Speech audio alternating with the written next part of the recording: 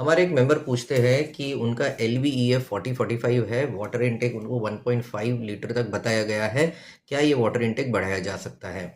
तो आगे बढ़ने से पहले ये जो इन्होंने सवाल पूछा है, उसका एग्जैक्ट मीनिंग मैं अपने मेंबर्स को बताना चाहूँगा कि वो क्या पूछना चाहते हैं बेसिकली। तो उन्होंने पूछा है कि कहा है कि उनका LVEF 40 to 45% है।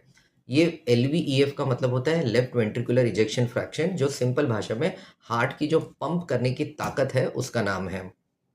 नॉर्मली ये 55 to 60% या उससे ज़्यादा होता है। अभी इनके केस में ये अराउंड 45% है, जो कि डेफिनेटली नॉर्मल से कम है। सिंपल भाषा में इनका हार्ट कमज़ोर है।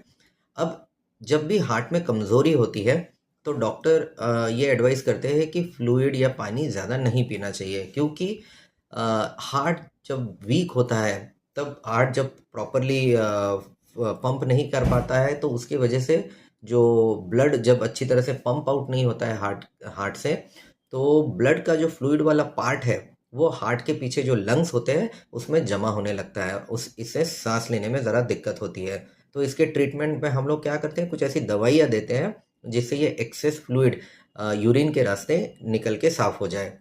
अब जैसा कि आप समझ सकते हैं कि हार्ट वीक होने से लंग्स में पानी जमा होता है, तो हम दवा से पानी तो निकाल रहे हैं, लेकिन ऐसे वक्त इस व्यक्ति ने अगर मुंह से ज़्यादा पानी पी लिया तो क्या होगा, बॉडी में जो पानी पेशाब से निकल गया है उसके बावजूद और पानी बॉडी में जमा हो जाएगा, बॉडी का पानी का लेवल बढ़ेगा तो लंग्स में भी पानी का लेवल बढ़ जाएगा और सांस की तकलीफ ज़्यादा हो जाएगी।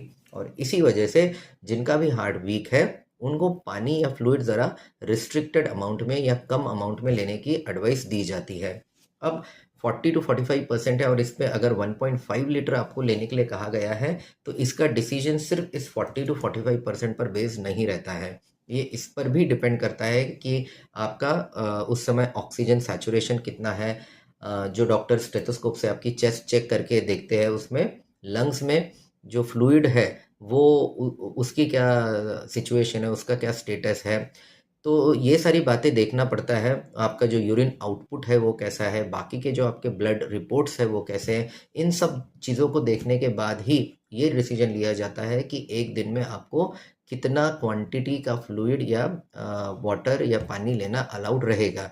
और अब क्योंकि मैं सिर्फ आपका LVEF जानता हूँ और बाकी के पैरामीटर्स मुझे पता नहीं है आपके बारे में, क्योंकि मैंने आपको चेक नहीं किया है, तो आपके इस सवाल का जवाब मैं नहीं दे पाऊंगा।